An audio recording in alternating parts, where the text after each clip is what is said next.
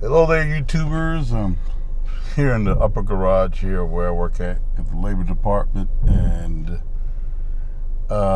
sometimes you get to the upper levels and it's rush hour, and you kind of get stuck up here for a while before you get out into the traffic because it's rush hour. There's a lot of traffic outside, and we're here in a big old long cha-cha-cha line of cars. Just want to talk a little bit about, this weekend we're going to do a retelecast, and happy Father's Day to all you dads. But I wanted to talk a little bit about me and a good friend. We were talking about, coming out of the cults.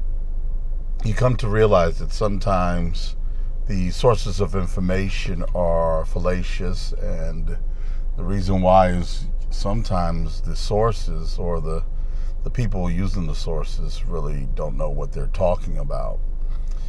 And one of the really common things in coming out of the witnesses is I encounter a lot of misinformation as far as the historical timeline is concerned, and I'll go into the details of what I'm talking about concerning that in a minute. But I'll give you an example. Me and a friend, a good friend of mine on the West Coast, we were both watching this video. And this video had this guy, and he was talking about, the Old Testament Jewish canon. And then he said something. And I've been talking to my friend, trying to teach him a little bit about the importance of history and knowing events in history. And because people make the biggest mistakes in not knowing what events occurred when. And so what happens, so he's watching it and I'm watching it, and we've talked about this in the past. And the guy says that, when the Jewish scribes got together to decide the canon, the Old Testament canon in 325 AD, and all of a sudden the red flag went up. And I already knew what was the issue, but I wanted to hear what my friend said. And actually, so we called each other up later on, and he spotted it. And it's funny because normally he doesn't spot those things, but because we've engaged so much and talked about historical events, now he knows what to look for in certain respects as to when someone doesn't know what they're talking about. And people like to perceive themselves as experts. YouTube has a litany of channels with a lot of information on it. And I had one person, for example, who made a comment, and they said, look, I want you to look at this channel, and I want you to tell me what you think about it. And now I knew the beliefs of the person who was giving the comment. And so she wanted me to see this channel because she thought that it was some preclusion to the source of where the Trinity doctrine came from, and that it came from Babylon. And the fact was that just from the first 15 minutes of really watching the channel, I could hear that the person had a great deal of information, but some of the information that he was giving came from a false source. And some of the information he was giving was actually just conspiracy theory and propaganda that was not historically accurate. And usually there's a prevailing view. I know the Watchtower Society and some people use this as a source. It's Alexander Hislop's book. I think it's something to do with Babylon. And so Alexander Hislop basically has this idea that a lot of the holidays and things all came from Babylon, and that Roman Catholicism is, practicing ancient paganism, just Christianized paganism, and there's a lot of other things. And maybe some of you watching this actually also still buy into that, and usually ex-Jehovah's Witnesses do. That have not done their research or still buy into some of the witness identity that all churches are Christendom, and And they continue to follow along that kind of line of thought. But my point is that he was able to spot the mistake. And the mistake, of course, was that Jewish scribes did not make a decision on the Old Testament canon in 325 AD. And the date that he was giving, 325 AD, was a preclusion, of course, for those of you who already know, to the Council of Nicaea. And so he was giving some misinformation, first by describing Jewish scribes, just, giving an Old Testament canon. Basically, he was saying was at the Council of Nicaea by naming the date 325 AD. That's the only thing that occurred in 325 AD of any rapport or note. And of course, we know that there were no Jews at the Council of 325 AD unless they were possibly Jewish Christians. What happened at Nicaea had nothing to do with the Old Testament canon. That's the second thing at 325 AD. And that the topic of discussion at the Council of Nicaea at 325 AD was not the canon, but it was actually the person of Jesus Christ and who he was. And that's how we get the Nicene Creed. So once you know the facts of history and the timeline, it's real easy to spot when someone's really talking out of their butt, so to speak. And you know it right away because for example, a treasurer at the Department of Treasury does not examine counterfeits. He examines authentic U.S. currency. And so he has this little glass and he looks at all the crevices of the U.S. currency.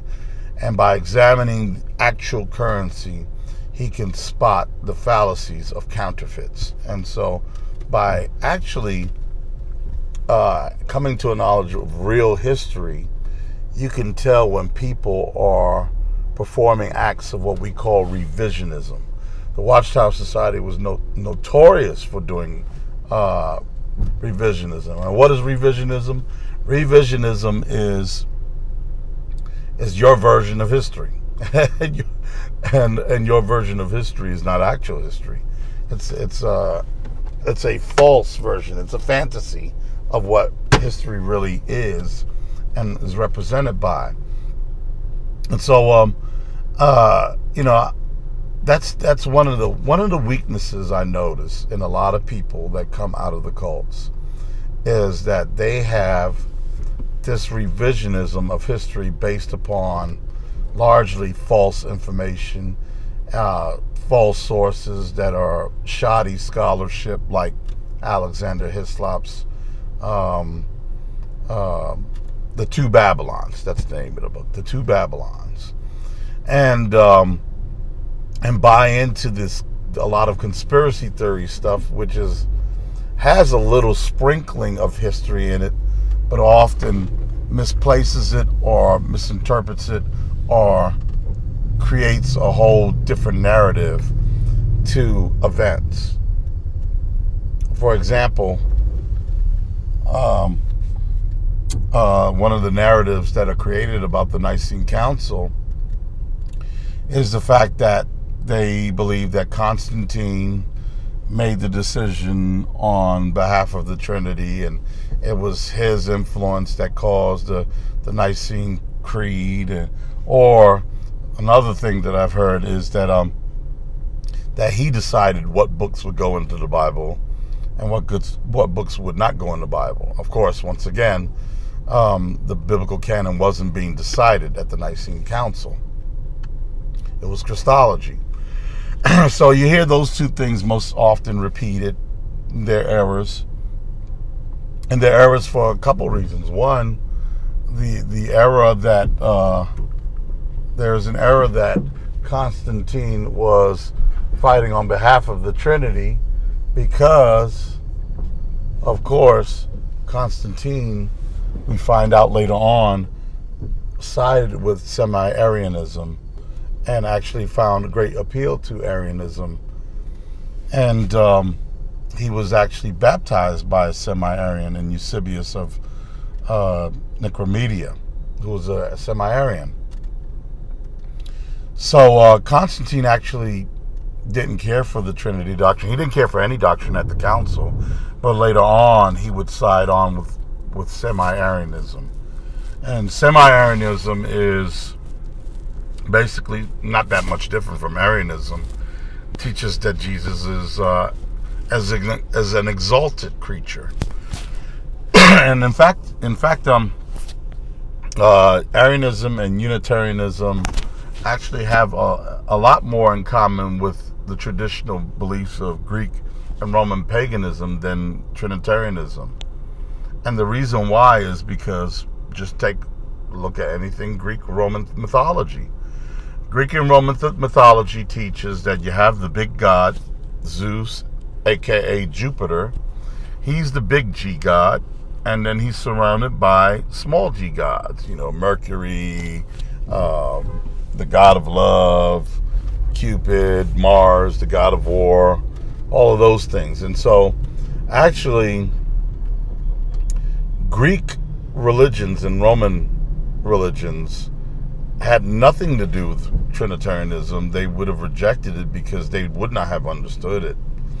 And second of all, because they taught what is called henotheism, the big G god and other little small G gods under the power of the big G god.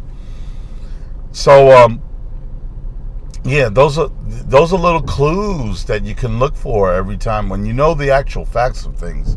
You just know when someone is just spewing stuff that really is not authentic. It's a fake counterfeit, or what I've said is fake news, because it's fake news because it's not actual news. It's not a representation of real news or real history. And so that's one of the things. And so let me explain a little things about the historical timeline and some other common mistakes that people make. As I made it out of the garage safely, and I'm stuck in the slow traffic. Thursday's a really terrible traffic day in Washington, D.C. And we actually had a terrible traffic day Tuesday because, good reason, we had our parade for our world champion hockey team, Washington Capitals. So, who started a new chant back to back. So let's go ahead and hope that the Washington Capitals not only have ended the drought, but can do something else, like have a little bit of a dynasty. At least have back-to-back championships. Back to what was at hand.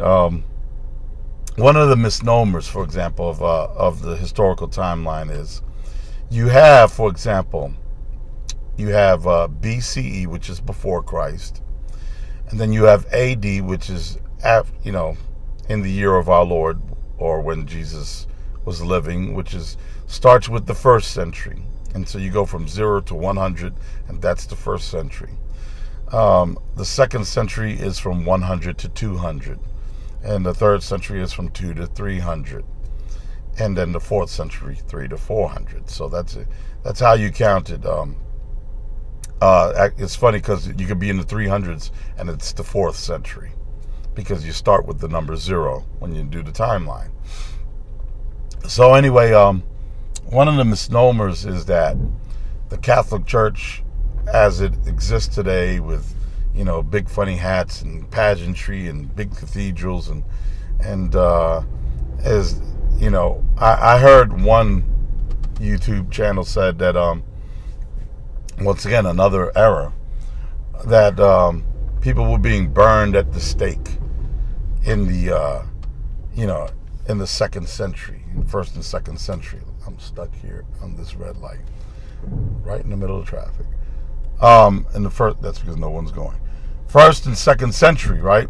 So the fact is that Catholic Christianity, which then was Christianity. There was no Baptist Christianity.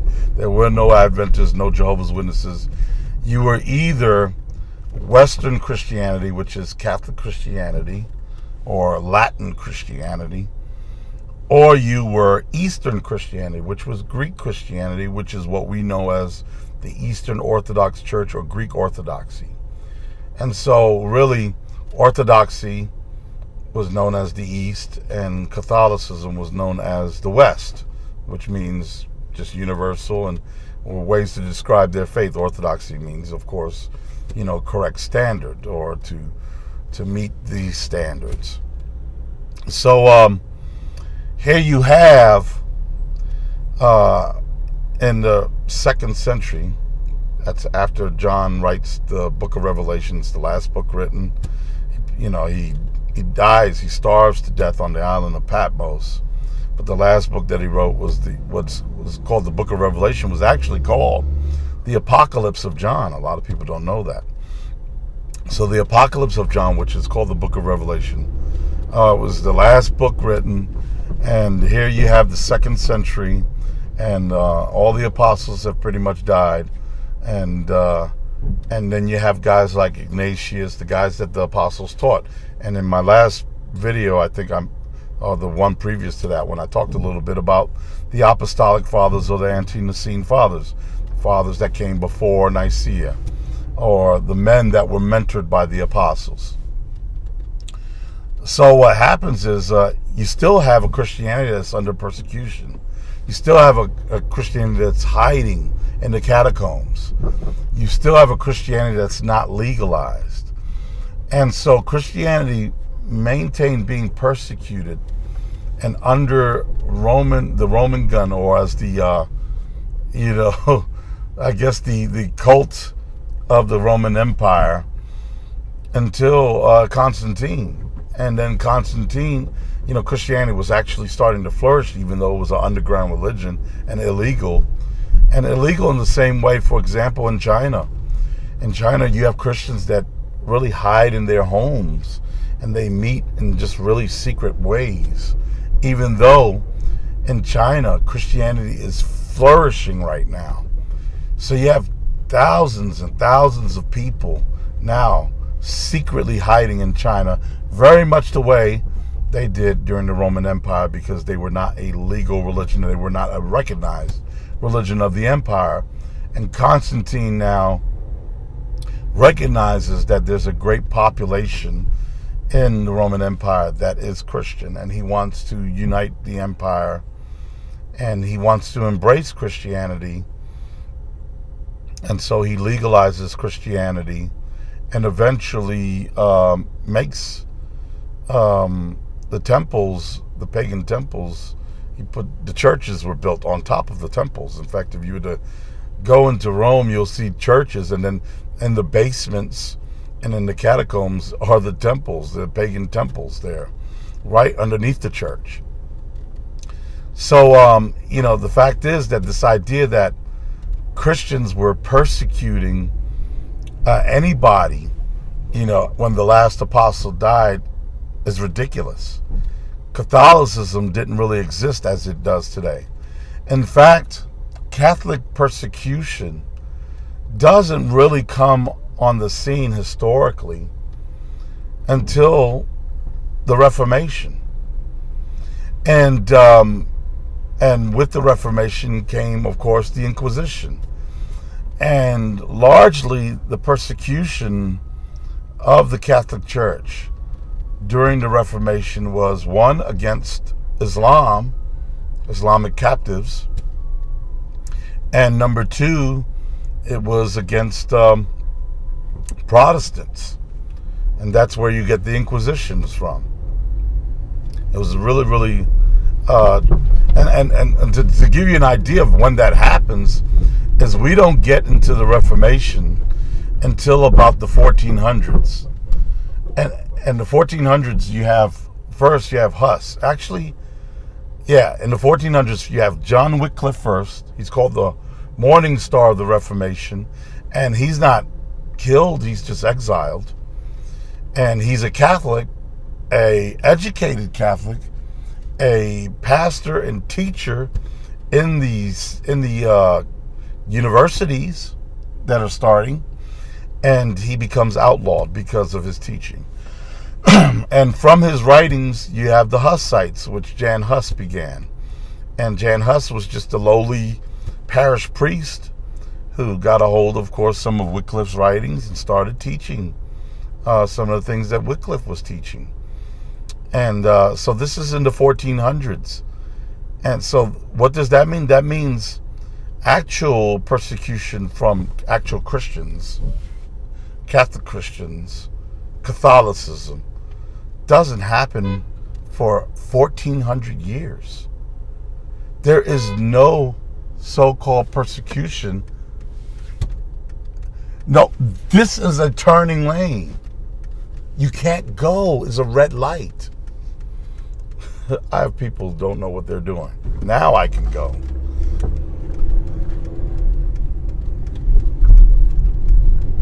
So,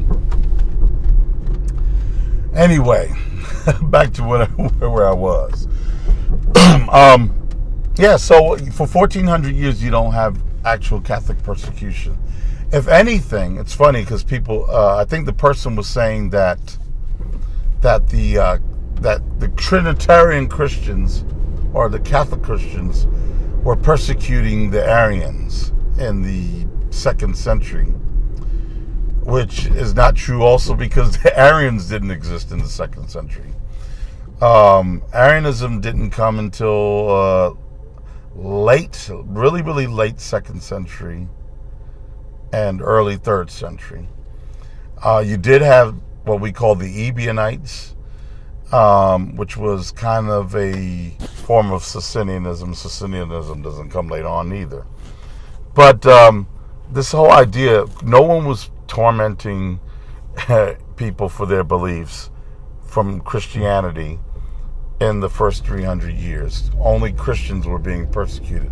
Now, people were excommunicated, and excommunication was happening right there in the 1st century. That's what Paul writes about in the book of Corinthians concerning a man who was sleeping with his mother-in-law. He says, remove the man. This guy was doing sin that was unheard of even amongst the nations. And so, let me get across in this lane here. Yeah, so, this whole idea that the Catholic Church was persecuting anybody didn't happen until for about 1400 years. But I will say this. There is a record of course, of Trinitarians being persecuted by Arians. And why is that? Because actually, it's oddly enough, and here goes another historical fact that very few people know, is that Arianism was the more popular position for about 300 years. In fact, maybe even longer, 400 years. Jerome, in the, I believe it was in the 5th century, early 5th century, writes that he awoke to find the whole world Arian. And Jerome, of course, is responsible for our first Bible, which was written in Latin. It's called the Latin Vulgate. So this idea that Trinitarians were persecuting anybody for their beliefs was not in the first 300, 400, 500 years of the church, of Trinitarian Christianity. In fact, the polar opposite was happening. There's a book called Fox's Book of Martyrs, and there it records that the Arians were savagely persecuting Trinitarians, and they had the upper hand. They had the numbers at the time. And Jerome, of course, also talks about the savage brutality of the Arians, and there were Arian churches. And something happens overnight. It's crazy because while Jerome says this early in his life that he awoke to find the whole world Arian, before that man dies, Arianism completely dies out in the empire. It kind of completely self-destructs. It's amazing. Almost like a miracle happened.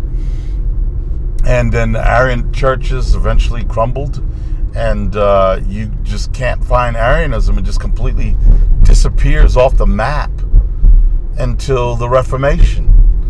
And then all of a sudden it reappears under a guy named Michael Servetus, and Michael Servetus, we find out, gets burned at the stake by the citizens, and where is it? Calvin was he had a civic position, and I'm trying to remember, and my mind went blank.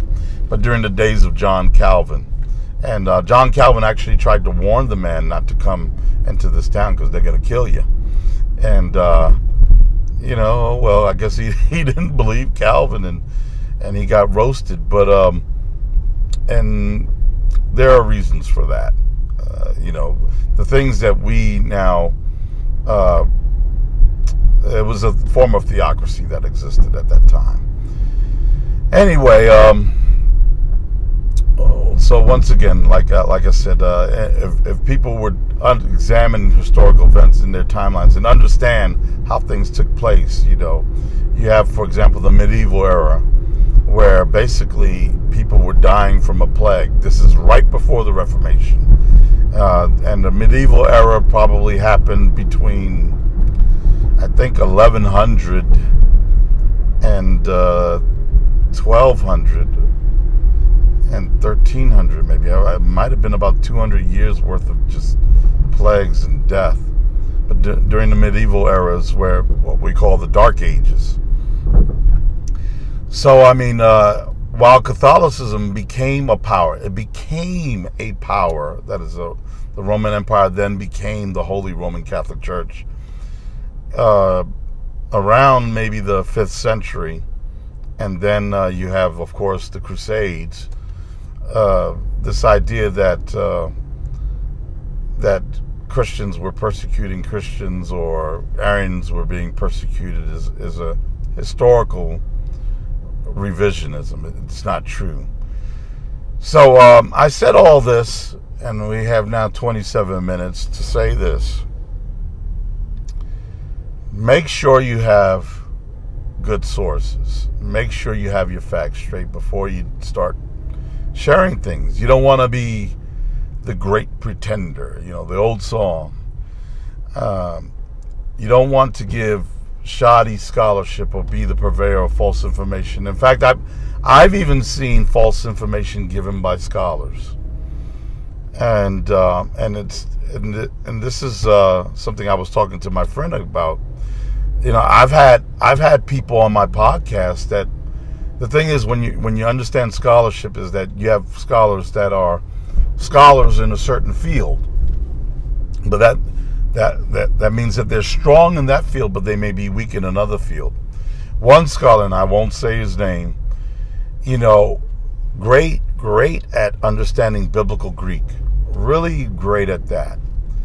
But where he was weak at, and I recognize it, I didn't say it out loud. I was interviewing him. I knew it right away, because I have some strengths that he, even though being a PhD and a scholar, has some weaknesses in. And that was his understanding of the patristics.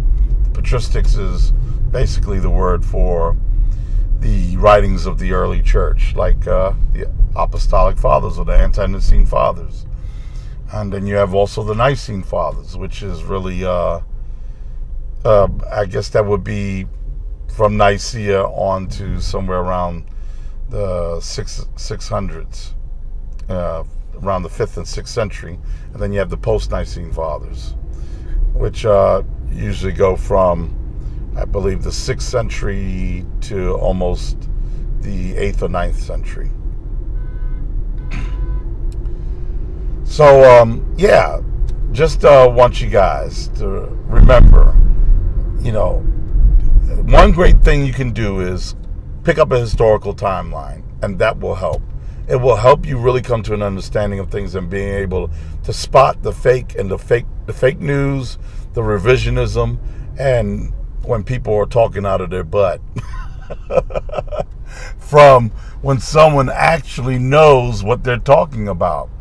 And you'll be able to spot where they're making mistakes at, because it happens all the time. People will say a few things, and they may get a few things right, but they may also get a few things wrong. And there's nothing wrong with that, but sometimes the few things that you get wrong could actually ruin the things that you get right. And so that's why you always got to cross your T's and dot your I's. Anyway, that's what I wanted to share today about the historical timeline, about pretenders, people that assume to know what they think that they know, or try to put on this air of that they know what they're talking about, or maybe even be passing on information that they've read that might be false information, and how you can spot it by simply you coming to an understanding of timelines in history. Online, there are lots of ways to look at a historical timeline, and you can understand those events. So look for a timeline on Christianity. That's helpful.